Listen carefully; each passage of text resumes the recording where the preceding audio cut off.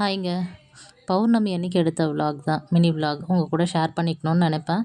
ஆனா voice over குடுக்க முடியாத சூழ்நிலை. ஏன்னா அப்படியே எக்ஸாம், பேப்பர் வேல்யூவேஷன், எலெக்ஷன் டியூட்டின்னு சொல்லிட்டு அப்படியே பிஸியா போறதுனால, வீடியோ அப்லோட் பண்ண முடியல. டைம் கிடைக்கிறப்ப கண்டிப்பா மினி விலாக் ஷேர் பண்றேங்க. பௌர்ணமி அன்னைக்கு காலையிலேயே பூஜையெல்லாம் முடிச்சுட்டேன். எப்பவுமே கலசம் மாத்திருவேன். கலசம் மாத்திட்டு அன்னைக்கு நைட்டே அந்த தேங்காவ உடைச்சிருவேன். கலசத்தில வச்ச தேங்காய் பார்த்திங்கன்னா, என்னைக்கு நம்ம பௌர்ணமி பூஜை பண்ணுறோமோ அன்னைக்கு நைட்டே உடைச்சிறது நல்லது. தண்ணி கொஞ்சம் கம்மியா வச்சிங்க அப்படின்னா, அந்த தேங்காய் அழுகாம இருக்குங்க. மறுநாள் காலையில கொத்தவரங்காய் பொரியல் பண்ணிவிட்டு சாம்பார், அதுக்கப்புறம் கோஸ் பொரியல் 2 பொரியல், சாம்பார் வச்சுட்டு சாதம் பண்ணேன். சாம்பாரில் முருங்கைக்கீரை நம்ம வீட்டுக்கிட்டேயே நல்லா ஃப்ரெஷ்ஷாக வந்திருக்கு. ஸோ பார்த்திங்கன்னா, முருங்கைக்கீரை சாம்பார் வச்சுருந்தேன்.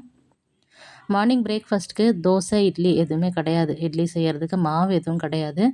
அதனால கேழ்வரகு மாவு அரைச்சு வச்சுருந்தேங்க. அதனால கேழ்வரகு அடை செஞ்சுட்டு 2 பொரியல் வச்சு குடுத்துட்டேன். மார்னிங் பிரேக்ஃபாஸ்ட் ரொம்ப சிம்பிளா முடிச்சாச்சு. மதியம் லஞ்சுக்கு ஒயிட் ரைஸ் வச்சாச்சுங்க. சாதம், 2 பொரியல், அதுக்கப்புறம் சாம்பார், தயிர் இத தான் பார்த்திங்கன்னா, நம்ம வீட்ல இன்னைக்கு லஞ்ச் மெனு. உங்க வீட்ல என்ன ரெசிபின்னு சொல்லிட்டு மறக்காம கமெண்ட் பாக்ஸ்ல கமெண்ட் பண்ணுங்க. அப்புக்கும் எக்ஸாம் எல்லாம் முடிச்சாச்சுங்க. அதனால லீவ் விட்டாங்க. பாப்பாக்கும் எக்ஸாம் நடந்துட்டுருக்கு.